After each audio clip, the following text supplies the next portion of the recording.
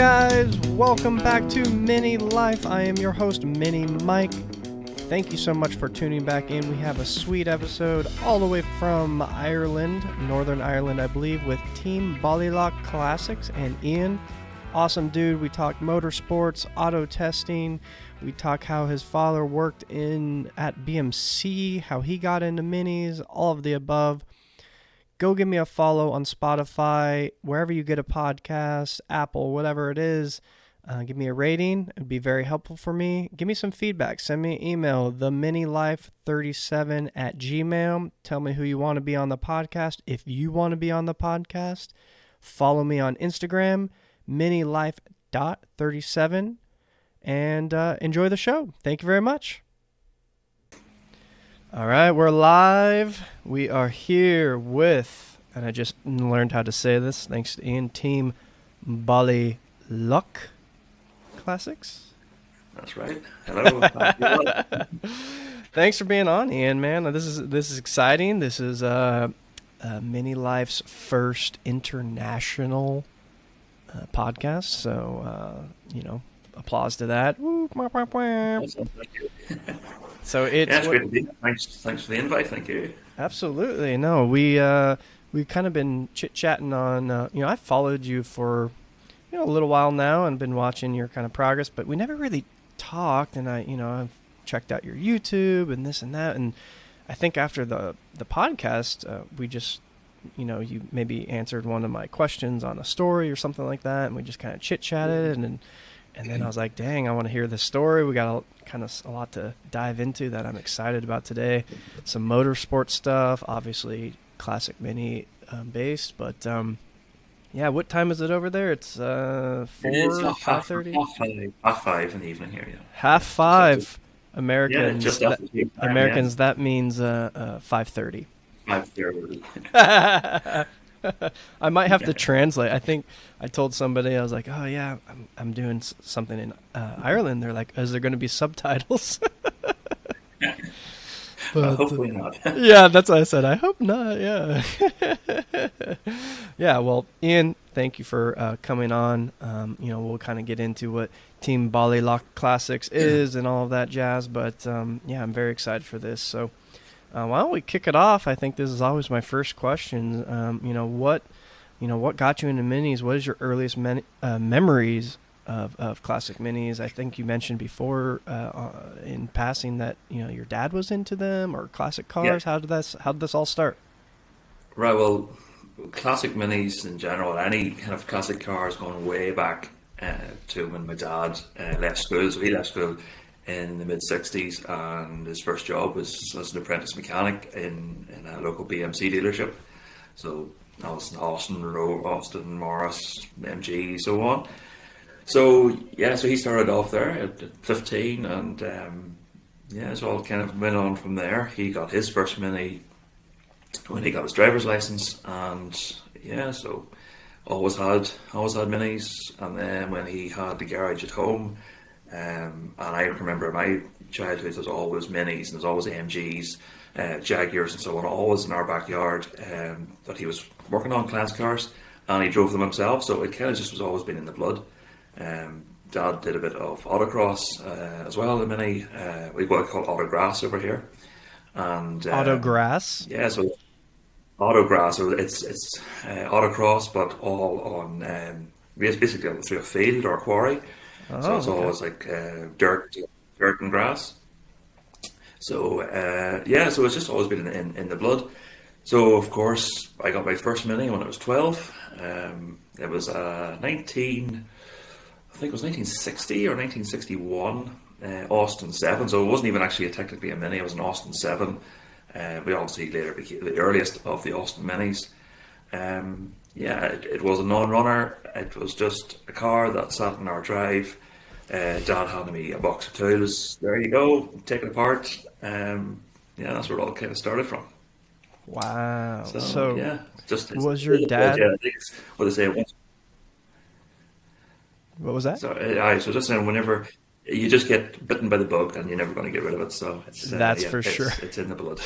That's for sure. That we always say that we sometimes we have like a little group chat, and Sometimes we invite a new person and it's just boom, they're like, what about this? What about, and they got the bug, man. Yeah, totally. Yeah, totally. So, yeah, so I mean, minis, obviously, minis in the UK and Ireland are always been very popular. So we've always had great access to them. So having them at a young age was no problem here, and they were cheap up until recently. Whenever, like, I was picked buying them at £200 and £300, Wow. which I mean is unheard of now. But back in the late '80s, early '90s, even going into the early 2000s, minis, because they were still being made, they were really really cheap. And but since 2000, when they started making them, prices have just gone through the roof, and they're almost unachievable for young drivers now and first time owners. But so I kind of was lucky to be brought up in that time when I was able to get them easily and quickly and cheaply. Yeah, that's interesting, because I feel like when, I was growing up and there was achievable cars to get, I like didn't want them, but I feel like the Mini for some reason, like in United States, at least I grew up in Texas, so they're I'm sure they were about, but it's not like a dime a dozen. Like it sounds when you were growing up.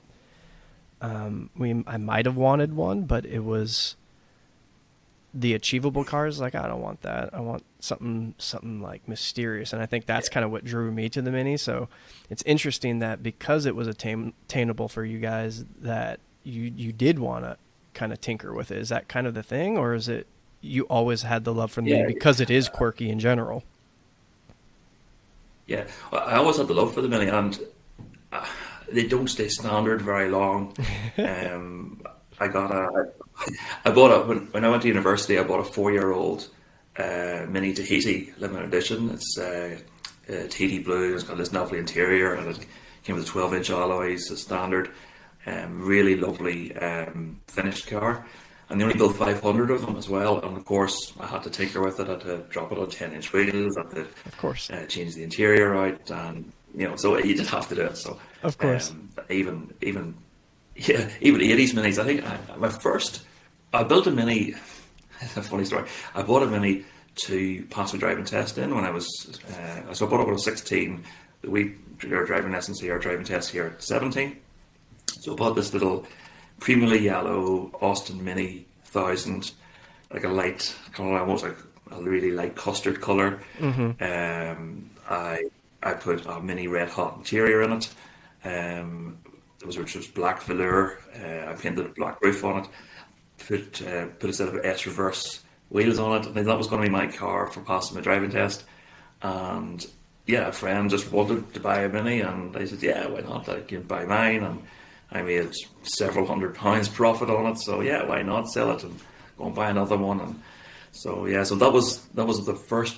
I think it was the first Mini I really properly modified and made. Took it really away from standard, and that was going to be my first car. But then I sold it, and I love so a how couple of you bought it for your driving test and you to pass your driving test and you immediately started modifying before your driving test.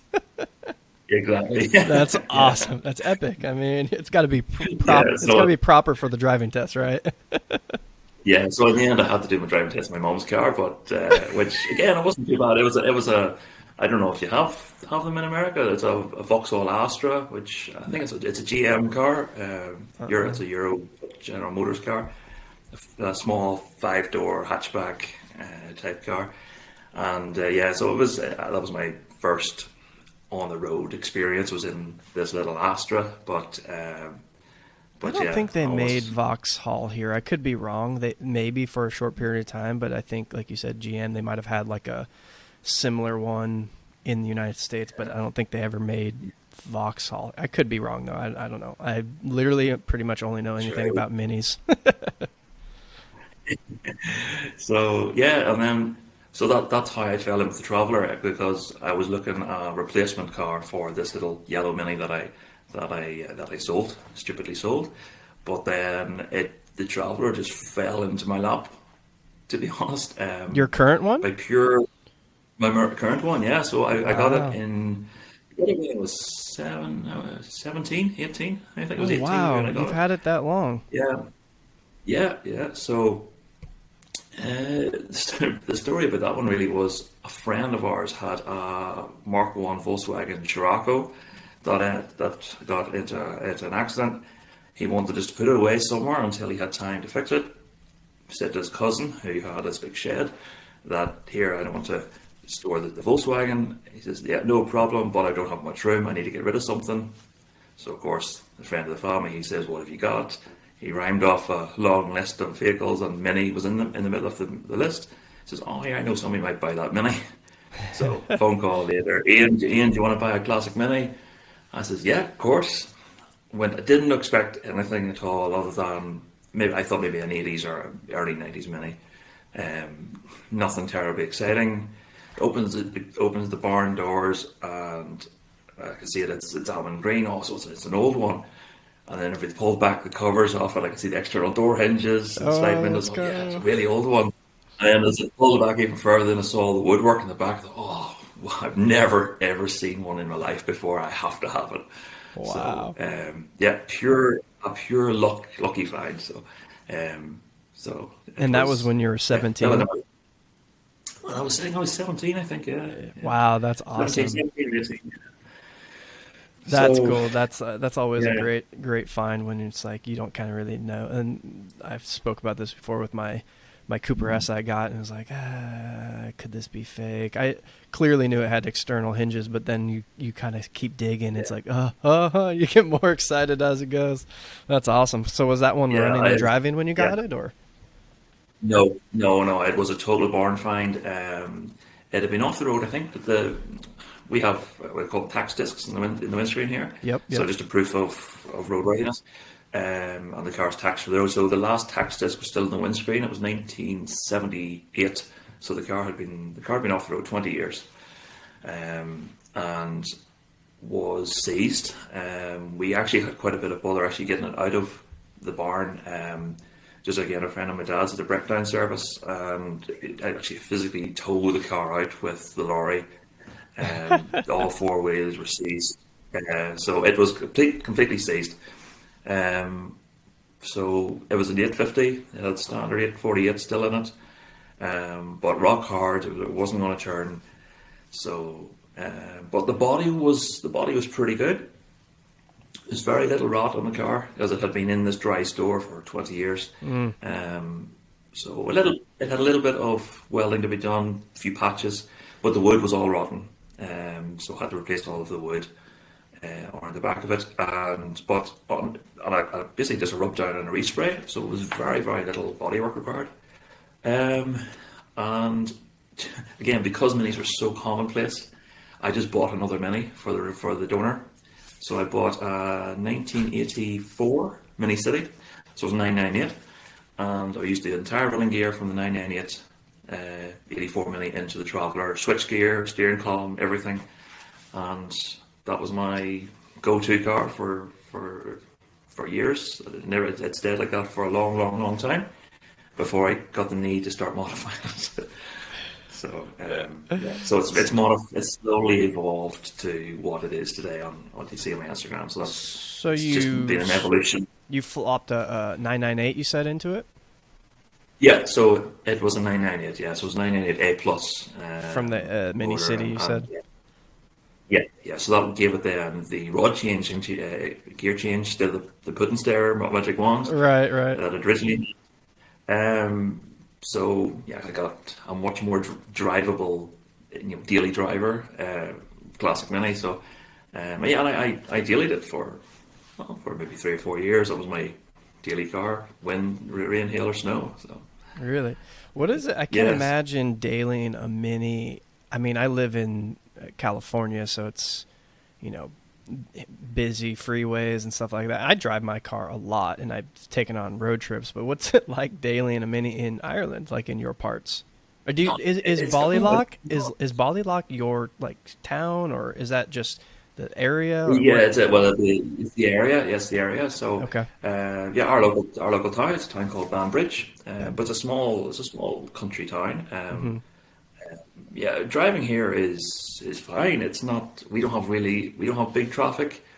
Northern Ireland, geography wise, Northern Ireland is actually part of is British. So it's the northern half of Northern Ireland is a British country. So we follow the UK laws. So compared to what we would call the mainland or England and Scotland, there we don't have anything close to traffic that they have over there. We have Right. just over 1 million people in the whole country, so it's quite sparsely populated in places, Right. Right. except for the major cities. So I mean, traffic is quite small here. Roads maybe wouldn't be the best in places, but they're perfect mini roads. I mean, they're twisty and they're narrow and they're Right. bumpy and they're perfect. They're perfect little rally car stages. So, Oh yeah, for sure. I can um, imagine. but That's what like in so the yeah, if so I drive like it's in ideally in a mini. Yeah, I was gonna say if I like drive in 10 minutes behind my house, it just basically turns into country roads, some windy canyons. So it's fun yeah. to kind of get out around there and kind of feel like I'm not in California. Yeah. But even if we cross the border into the Republic of Ireland, it gets even easier to drive because there's a lot less, especially if you go to the west of Ireland, there's a lot less traffic Hmm. and the roads are empty and it's great. So um, it's just yeah, it's different here because we just don't have much population in the way of population. So Right. and traffic is lower just because of that too. So Right. it's Right. great. Right. Yeah, I've only been to Ireland once, and I didn't get off the plane because there was a blizzard, so we had to stay, or maybe the airport. I don't recall, but yeah, I didn't get to explore, unfortunately. So, so I didn't really see Well, anything. here you go. So I'm coming back though. We'll There's get to that later, I you're missing, think. yeah, you're missing a lot. Yeah, I'm coming back, and we're gonna bomb the countryside for sure. Yeah, Let's totally. see here. So, I mean, you've already rattled off, I don't know, 5 minis you've had. Is there, and you've told, a story about how you kind of got your current one, the green Traveler. Any other interesting stories about how you picked up those other ones? I know you kind of said they're a dime a dozen, so I wouldn't imagine that they're super sketchy deals, but are they like at No, junkyards? Like, there's how does that nothing. kind of work? Is there like an import No, thing between like UK to Ireland? How's that kind of work? no. So the minis about here are they're UK registered cars. They're not imported. They're domestic cars. Okay. They're, in the Republic of Ireland, there would be they had what's called CKD, completely knocked down. Okay. So they would have been bought. I think I'm not 100% sure of how it was done, but say they would have bought the cars directly from the UK in kit form, and then they were assembled I think it was assembled in Dublin, I think, Hmm. and then they were sold in maybe into their own different colours and things, and sold as Irish cars. But obviously here in the north, we had the UK spec cars. Um, but yeah, they were just say just dime a dozen. They were through just for sale ads, classified ads. When it was still just a newspaper type classifieds ads, Right. Right. with a tiny little black and white photograph and a phone number. And then obviously then later when the internet came into to being, and yeah, there's nothing really sketchy about most of the minis or any of the minis I bought. Um, but my Raleigh Mini, if you follow me on Instagram, you obviously see my Raleigh Mini, so which is this one here behind me on the photograph there. Yeah. Yeah. Yeah. So that was I actually bought that car for no other reason than I already had the Traveller and I had my Mini Tahiti as my daily. So the Tahiti became my daily driver.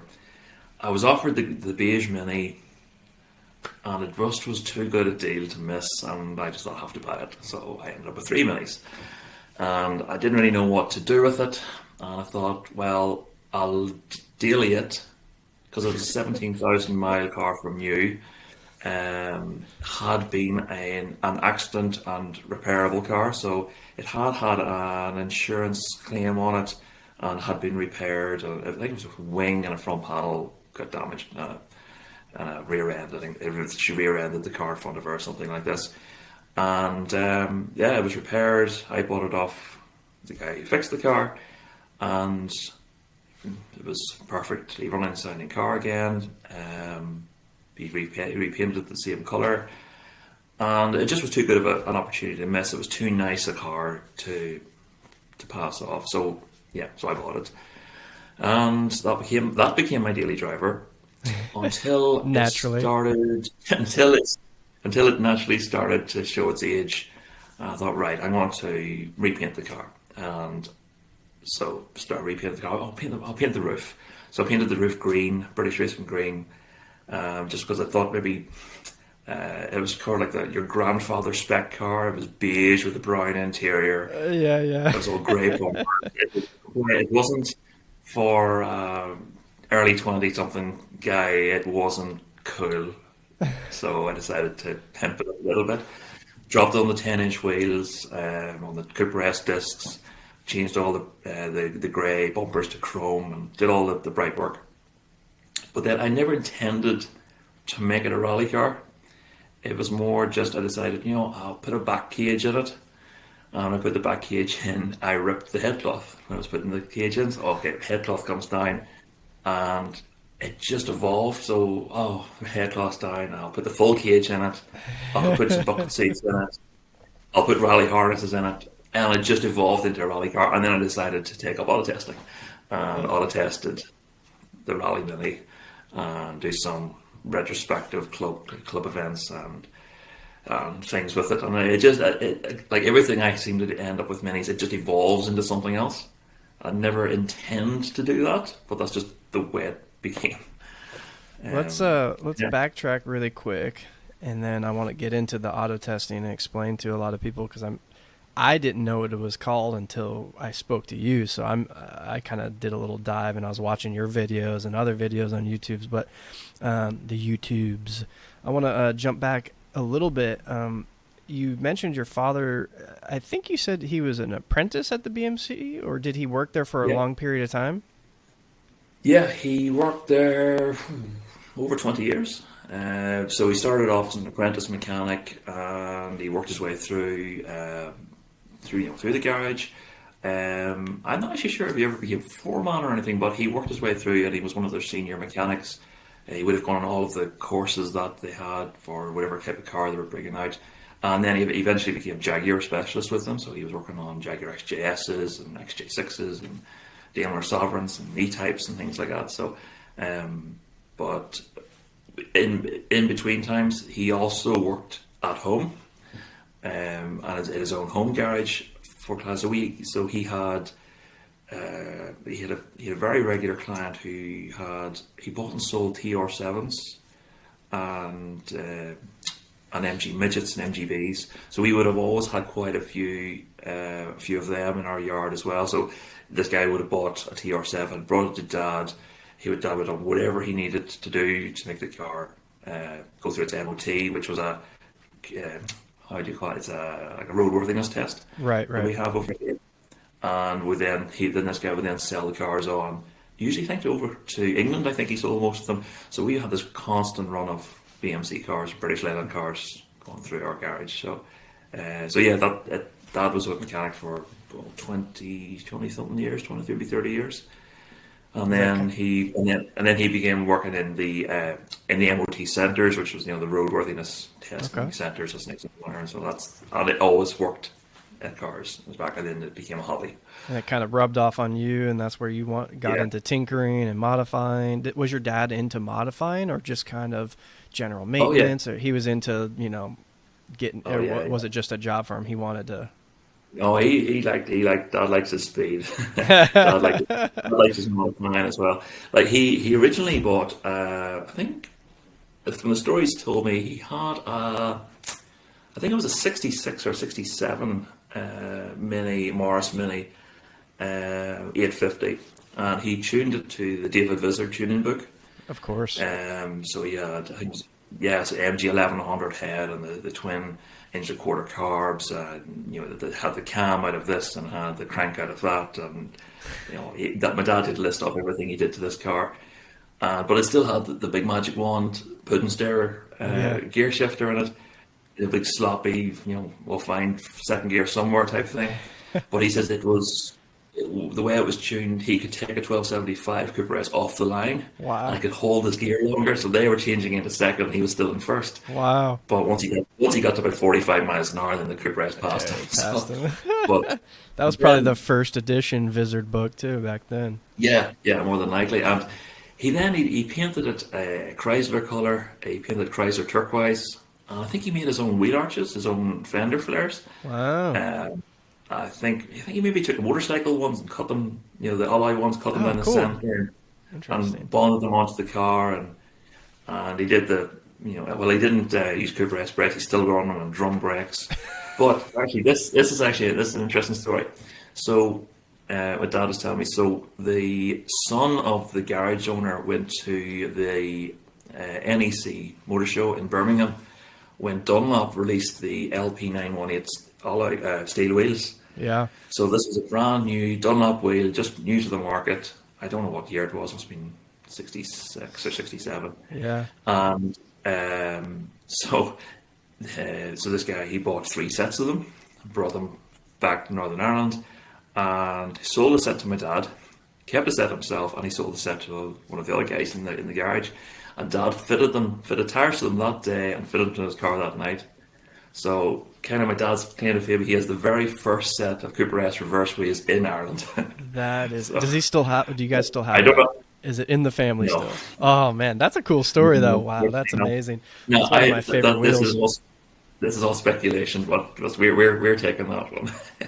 No, But no, let's unfortunately, just say it yeah, was definitely the first set in Ireland. yeah. That's super cool. Wow.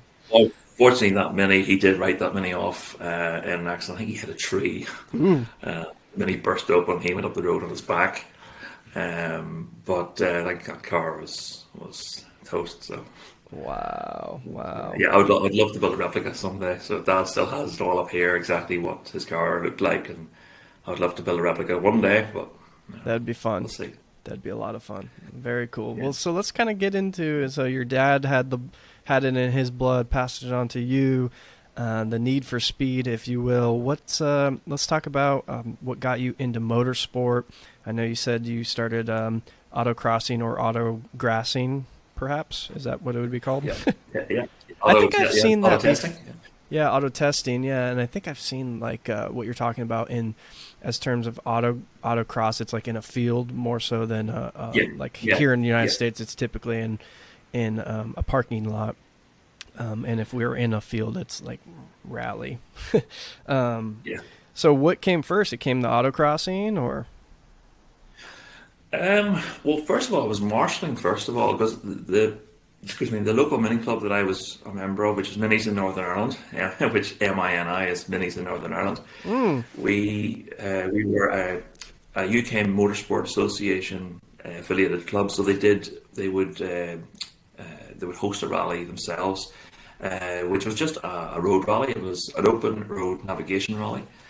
Um, so they would do that, and I would marshal for it or do a bit of timekeeping. But they would marshal the bigger rallies as well, the Circuit of Ireland rally or the Ulster rally, and things like which were proper. What do you call it? You call them rally races, I think, or rally racing. I think is that what you call it? yeah, But we would have, yeah. So we would have marshalled those, and so I think the love of motorsport kind of was always there. And with Dad having doing the auto grass back in the 70s, and I'd seen all the photographs of his autographs mini and things. It was some really cool photos, and I thought I'd love to do that myself. But I never really got. Maybe we didn't have the confidence to actually sit down and actually in the driver's seat and do it myself. But I loved marshalling, and but then the club then started to marshal auto tests. So I'm watching the auto tests, and I thought, oh yeah, this is really cool. I like this. This is great. And then after the event was over, the marshals were allowed, unofficially were allowed, to go around the test around the track themselves in their own cars. So rather we were a mini club, we only had minis. Obviously, we were going to handbrake turns and things around these cones and things, and I thought, I like this. I'm gonna try this. So after every event, I would have a go myself and use the clock myself and to see how quick I was compared to the ones we were actually competing.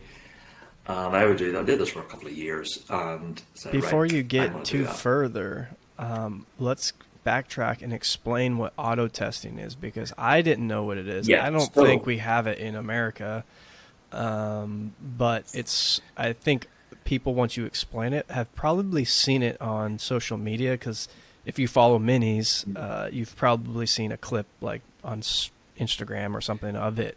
And you said, "Hey, that's auto testing." I was like, "This is awesome. How do I do this?" yeah, it's really simple. I think you might have something similar. I think you call it Gymkhana. Be Okay. similar. Okay. Yeah. Yeah. Yeah. Um, it's similar, I think. Yeah, but essentially, it's a course which is set up with cones set around a course, and there's forward maneuvers and reverse maneuvers, and so you have to go through the course in a certain direction. So you may have to go through between two cones forwards. You might have to go through them in reverse. There may be a cone you have to do a full 360 around. Um, Both 360 using a handbrake turn or doing a reverse nose throw around the cone. But you have to do it in a very certain order. It's against the clock, so it's just you and the car, nobody else on the track. If you clip a cone, it's a 5 second penalty. If you go over a line in the wrong direction or go over a line too far, it's a 5 second penalty. Or if you fail to do the test correctly at all, it's a big X. You failed the test, and you get a zero. And it's whoever goes around the course in the quickest time wins that test. And you do, generally speaking, you'll have maybe, well, we call them tests, so maybe 3 or 4 tracks set up, or tests as we call them, and you may get 3 or 4 attempts at each one, and it's an accumulative time. So whoever gets the smallest accumulative time wins the event. So Yeah, it sounds it's just kind of it's a like Gymkhana, although I've never really seen Gymkhana events in the United States. I assume they had them.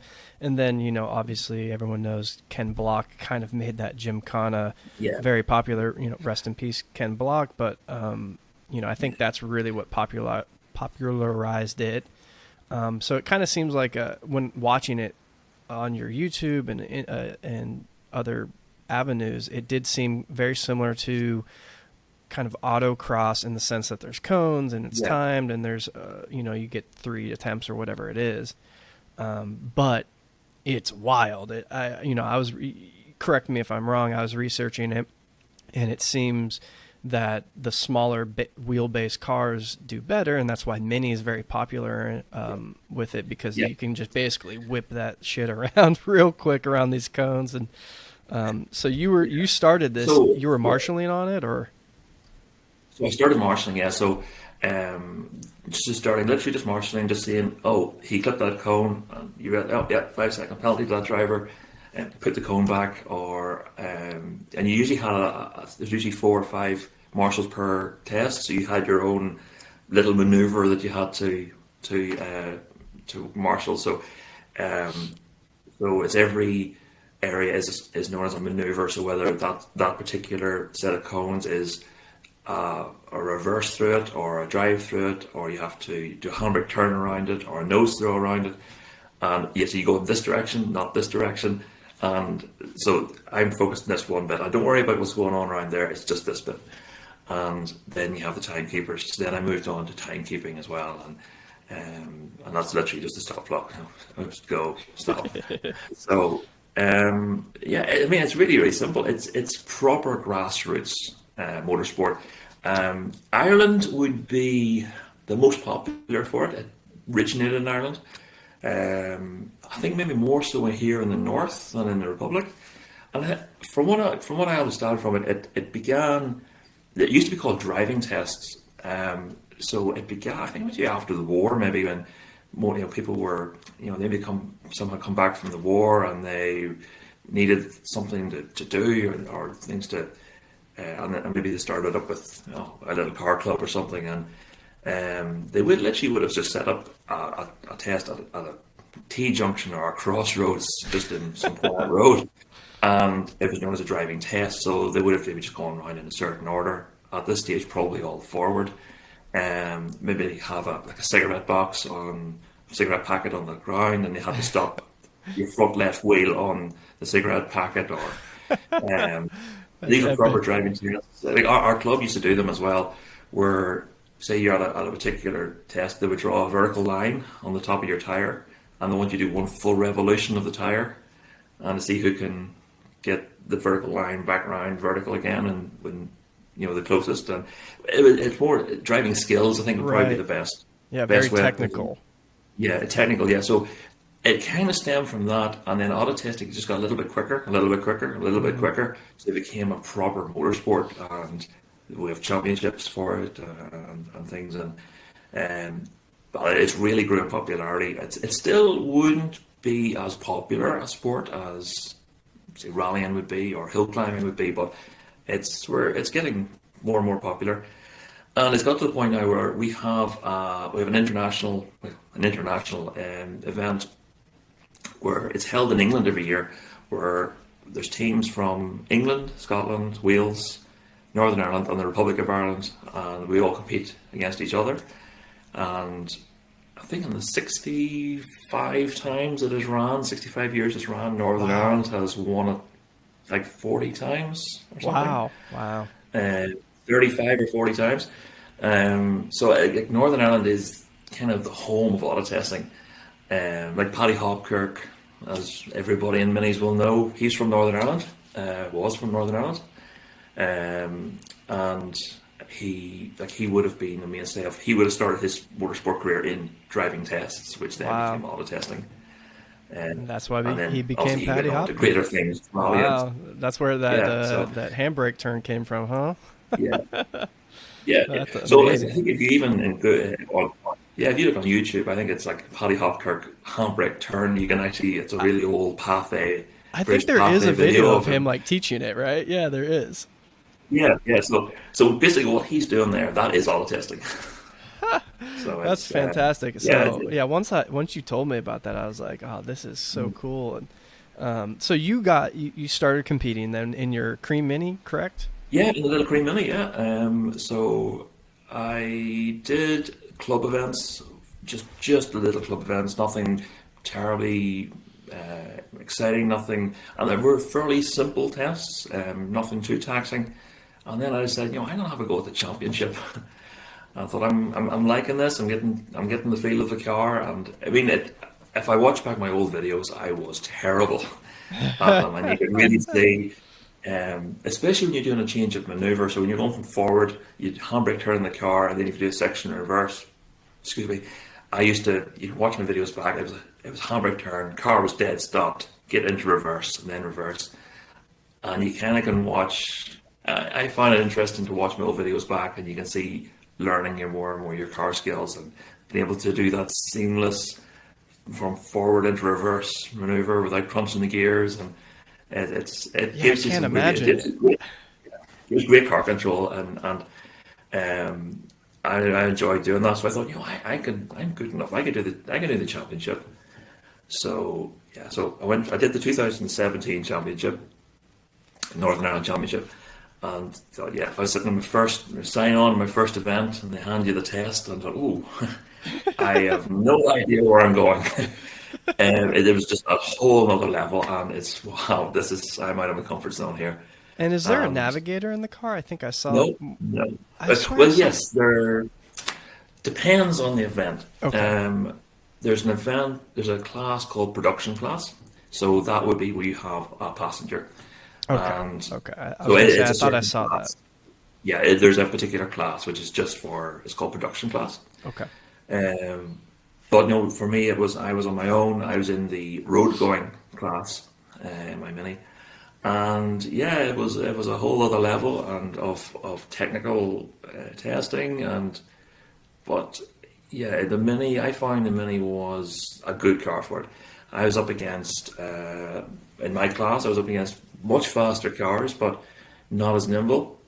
And even though I only was 1,000 cc as well, I was still able to put in really good times. And I find as well on the wet events, which in Ireland it's wet on most of our events.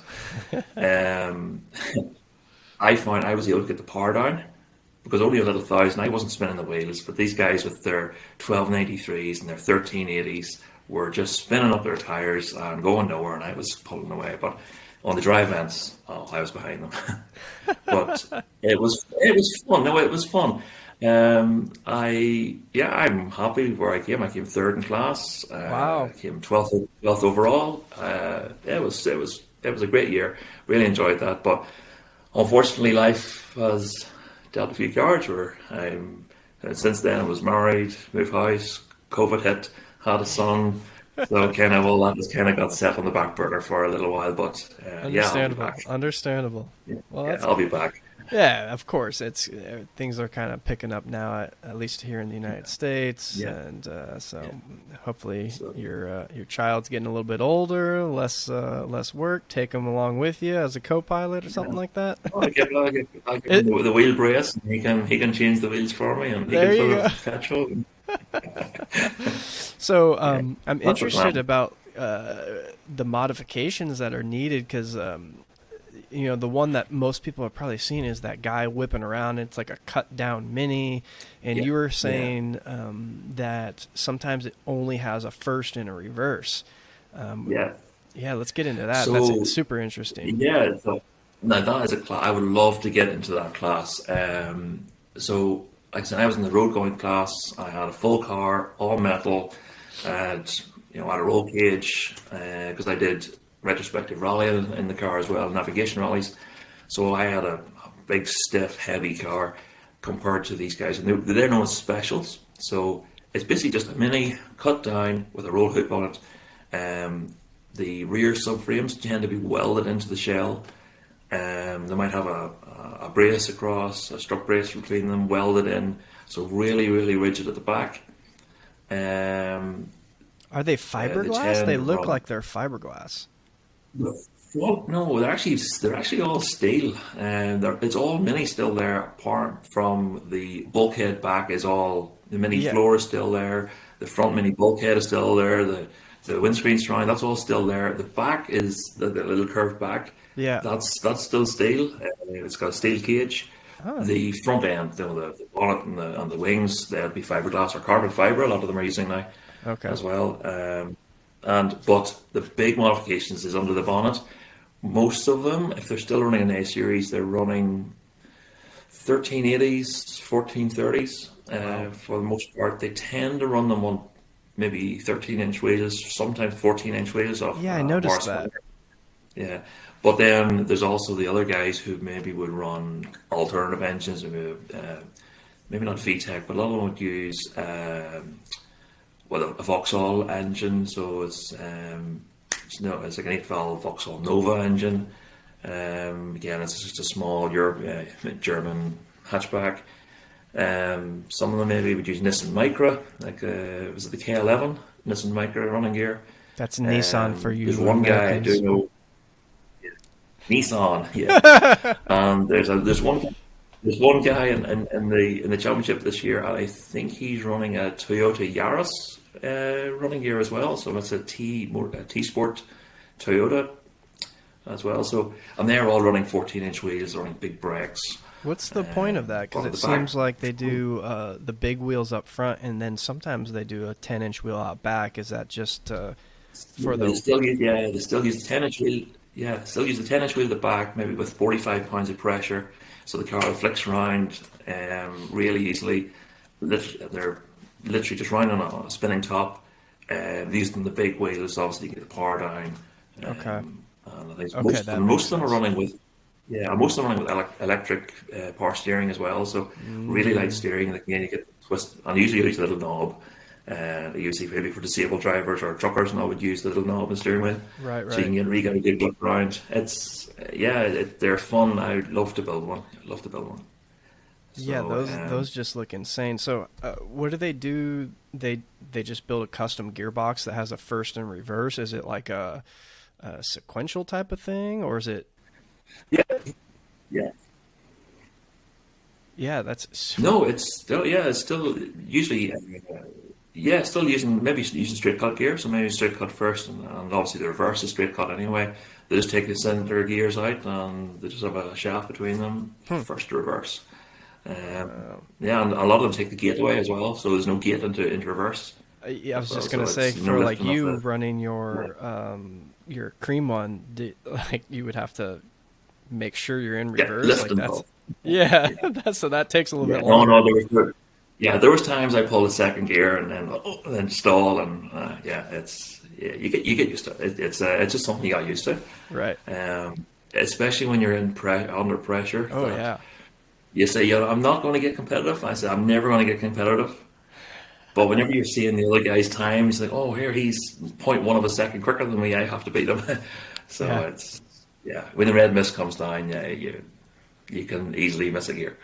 Yeah, I can only imagine. Yeah, that would be interesting. Like, I'm, I never say I'm competitive, but for something like that, there's such a huge learning curve, and I know that, if I'm missing a gear, it's like I know I can do better than that. Not necessarily that I want to beat the other guy, but I want to continue to get better, which in turns will probably beat the other guy. You know what I mean? So, Well, no, see, that was it. interesting. Yeah, I went into auto testing for no other reason than I just wanted to have a go.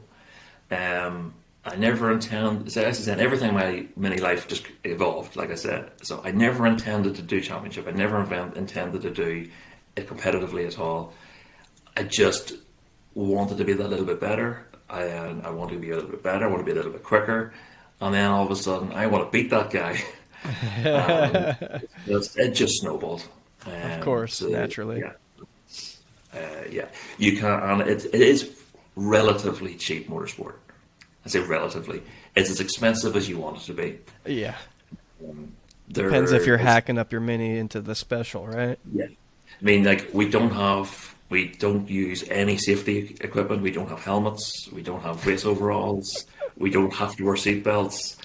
It's The low Wild speed. West. Yeah. Yeah, in So America, we would call that the Wild West for sure. Yeah, no, that's funny that you said that because now looking back on it, yeah, none of those guys had helmets, and it looks like they're just kind of leaned over their back seat, yeah, like doing the they old don't even have a reverse. seatbelt on. They just, I I mean, just, yeah. how fast do you end up going? It's not very fast. Like I they're, mean, you're doing 20 miles an hour, 30 maybe. You're yeah, not, they're short distances. It looks fast, but I think what makes it fast is how quickly the turn comes. right. So you're not actually going that fast. It just looks fast because it's over short distance. But those special ones, man, they should at least have Yeah. a lap belt because they could get tossed from the car. Yeah. Do they ever Well, roll over? No rollovers? Like what? It I seems a have, little I have seen, sketchy. See, this is I where. have See, I seen them knew we roll would over. find a Yeah. sketchy something out of you guys. I have seen them roll over. I've seen them maybe go too far and they've clipped a curb and over she goes. Oh But wow!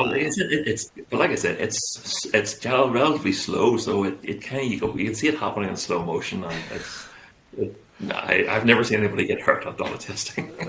Okay, It's not all true. right. I'll take your word for that one. It still sounds sketchy, but I Yeah, my like wife it. doesn't make me do that either. I like it a lot. That's awesome. Yeah, yeah, no, but So, here it's fun. so did you do you still rally as well with your cream mini, or are you kind of No, unfortunately, I broke the Mini at a rally. I said I did a retrospective rallies. So they're open road. So we're in with traffic. Um, Essentially, it's a multi-venue auto test. So we'd have maybe a dozen different locations where we have an auto test set up. Usually a yard or something, a farmyard um, or car park somewhere, and we have the test set up there, and we navigate between point A to point B. We do a test and then navigate from B to C to a test, okay? and we maybe have maybe we do maybe every one twice, maybe like do a big loop around, and yeah, we usually sometimes they're during the day, sometimes they go into the night. The night ones are fun. You get the spotlights in the car, and you start off maybe dusk, and by the time you're finishing, it's pitch black. It's there all day. It can be a lot of fun. For those, we have Navigator. So it used to be my dad normally would have navigated for me, So he would have been on the notes, and he would have helped me around the test. If sometimes we weren't allowed to walk the test beforehand, depending on where it was, and he has the test diagram in front of him, and yeah, they were a lot of fun as well. But unfortunately, the last event I did, thankfully, it happened on the last stage, last test. And yeah, the gears decided they didn't want to stay inside the differential. It put a hole through the side of the diff, about, I was going to say size of 50p, but for you it'll be what, size of a quarter out the side of the differential. Oil gone. But I didn't know. I got myself, I seen the red mist had come over. I didn't know that I broke the car, and I was still driving, and everybody was shouting, you know, waving me down. But I thought there was somebody on the test that they were telling me to get out of the way, and I just kept driving, and I got to the finish line, and they came to the window, and right the way I wound the window down, he says, "Ian, you've oil everywhere," and the car off, and of course, then I look at the oil pressure is 0. Oh no! Oh no! So yeah. Wow. That's the one and only time I ever had to have the car trailered home. I drove to the event, I did the event, and I drove home. Well, that time I drove to the event, I did it, and it was trailered home. So, And that was the last rally that you was did. I rebuilt the car, rebuilt the engine, and I put a different differential. And it sounds stupid, but it just didn't feel the same car anymore. It just, I don't know. There's something was different about the car, and it never felt the same. Huh. I don't know. It kind of lost. I don't know. Maybe it cost a bit of its mojo or something. It just wasn't the same car anymore. So yeah, sold it. It's now been restored. It's a different color now. It's no longer a rally car. So yeah, I've seen it once, and I don't like seeing my old cars again. Oh, But yeah. At least so, they're still local. it's still local. Yeah, yeah. It's just in the next town. I just say it's green now. It's the opposite way around. It's green with a white roof.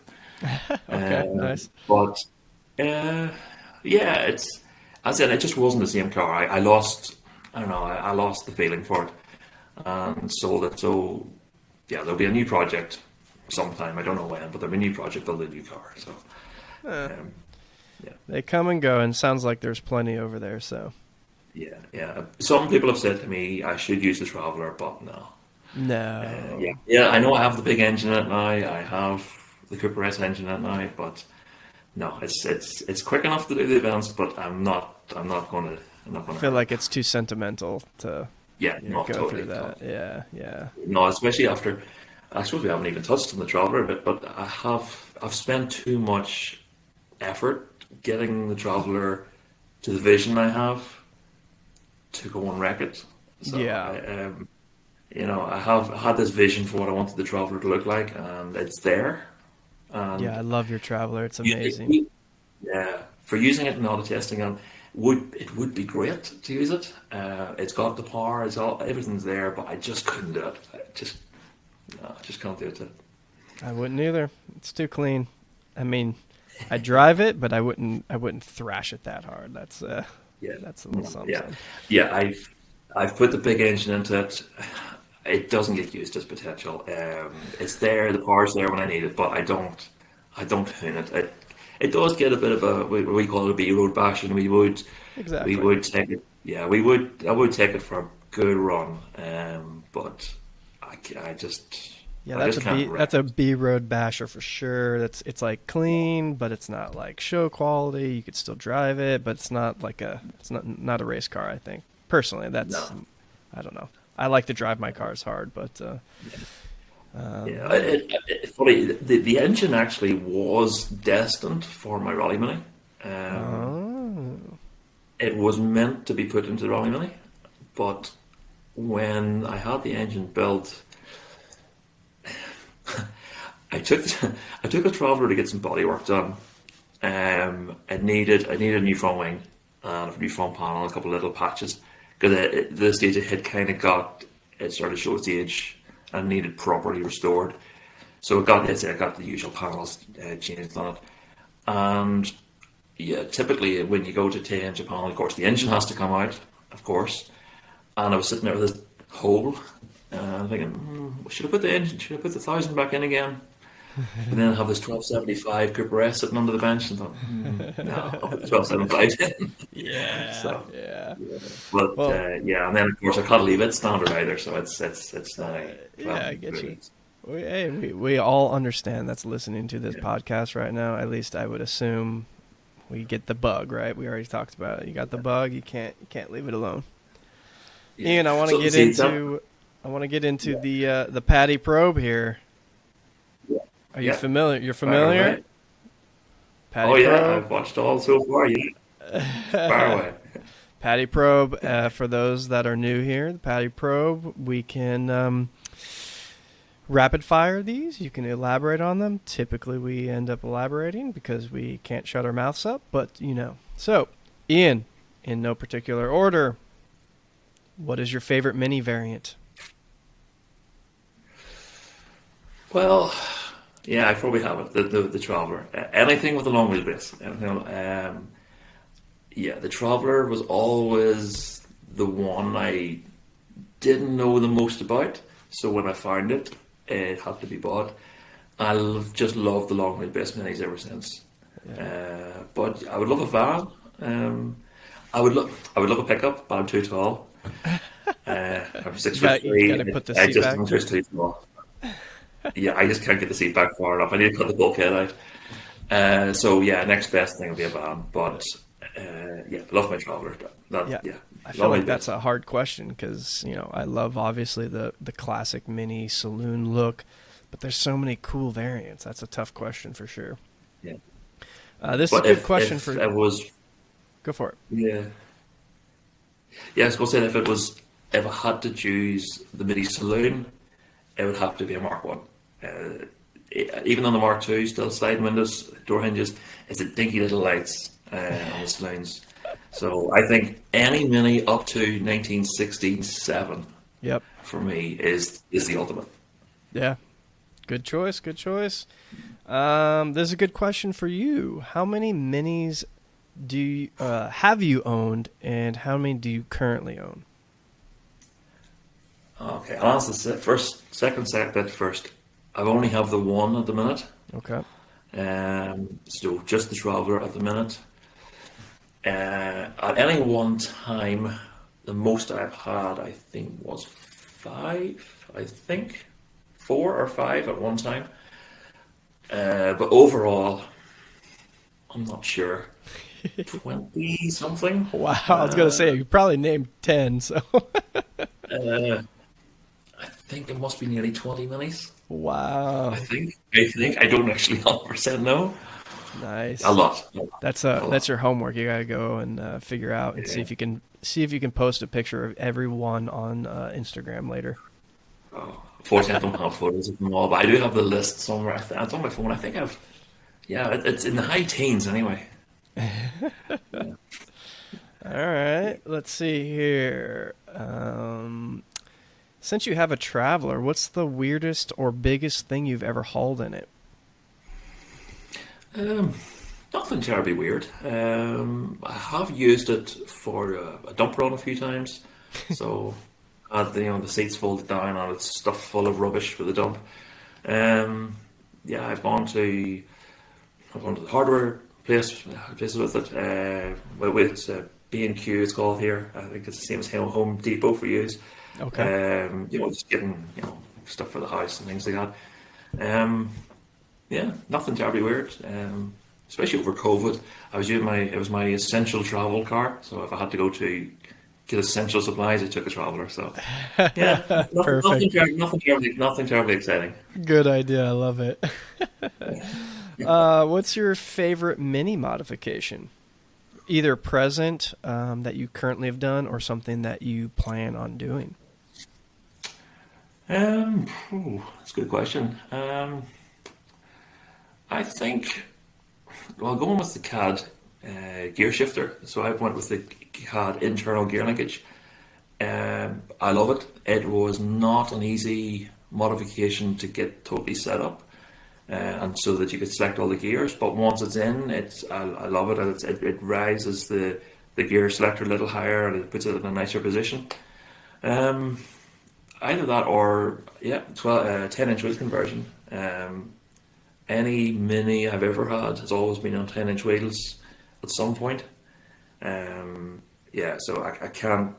I said I can't keep any mini standard. So if it wasn't already 10-inch wheels, I converted it to 10-inch. The tens So just the look so Cooper good. S-Brake conversion. Yeah, they just look so Yeah. good. That was on the list here, 10, 12, or 13, and I think I knew your answer already. 12, Yeah. 10s just look perfect on the Mini. It's 10. just they're perfect. Yeah. So what's your favorite Yeah. 10-inch wheel? My favorite, definitely the rose pedal, the Cooper Car Company rose pedal. That is on the list. That I do want to get a set of rose pedals for the Traveller. Um, I've got quite a selection of wheels for the Traveller. I do swap them up from time to time. If you've probably seen on my Instagram, there's Yeah. very few pictures of the Traveller with the same set of wheels on twice. I do have a lovely set of BWA 4-spoke magnesium alloys. They're very rare. I've never seen another Mini in this country with them fitted. I think they're Italian. I think they're magnesium and really light. I have had them on the Traveller a lot. I do like them. I've got Cosmic Mark IIs, which I used to love them, but I think they're getting too common now. So yeah, if I'm not running alloys, it's the Reverse S. I don't really have a favorite. It's hard to tell. It's hard to pick a Um, favorite. It is That's hard why to it's pick a on the favorite. Paddy Probe, because it's a tough question. Because I also have a set of 3.5-inch Cooper S wheels as well, Yeah. original 3.5-inch Cooper S wheels, which I think are a really cool wheel, but they're just so narrow. I don't think I'll ever use them again. Right. But they're there on the shelf in case. But I do want to get rose petals. Yeah, that's a good call. I mean, yeah, mini wheels there's so many cool Yeah. ones, and I feel like it's one of those things like you kind of touched on is you might really like this wheel, but it just doesn't fit your car. It's like I love it on maybe someone else's car, and I would love to have a set just in case, but it might not look good on my. I had some reverse Steelies, and I ended up selling them. I wish I didn't, but I put them on my car, and maybe if I restored them, they would look a little bit better. But it just didn't. It wasn't my car anymore. And my car needs to be on gold Mambas. Yeah, that was with the Rally Mini. I ran it almost all the time with the Cosmics. Generally, always kept them black as well, and they really suited the car. I think it must have been they suited the color of the car. Yeah. I do have a set of 12. I have a set of 1275 GT steels, the raw styles from the Clubman 1275 GT, and they only suit, I think, a Clubman. I did have them on the Traveller for a short time, and they just weren't right. But I love the wheel. If I had a Clubman, perfect. But on anything else I've had, it doesn't look right. I agree. Yeah. I think You it's the gotta wrong find that era for perfect the car. one. So yeah. So I'm just hoping, fingers crossed, when I put rose petals on the Traveller, they work. I think it'll look I good. don't see why they would. Yeah, I I don't. think it'll look Yeah, good. because the racing countryman, if you know it, that races at Goodwood, the red Woody Yes. Woody Estate. Yes. It's on rose petals, and it looks sweet. So I think it'll be Yes. fine. I think that would be a good call for sure. I'm 100% behind that one. Let's see. Here's a good one. This is the new question for the Paddy Probe. Let's go. If you could have a beer, if you don't drink beer, a coffee with one or perhaps tea in your parts, I'm not sure. Just for everybody here, beer, coffee, tea, whatever your drink of choice is. If you could have a drink with one mini celeb, who would it be?